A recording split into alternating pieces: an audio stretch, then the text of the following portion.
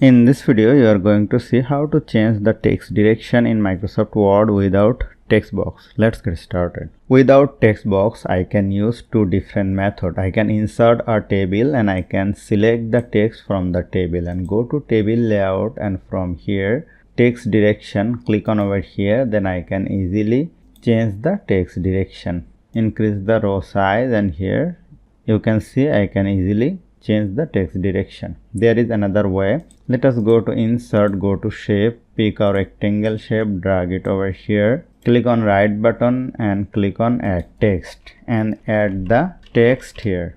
Now select the shape, go to shape fill, make it no fill, go to shape outline, make it no outline. Now here select the text, go to home and make it black color. Now select the text, go to shape format, and here you can change the text direction.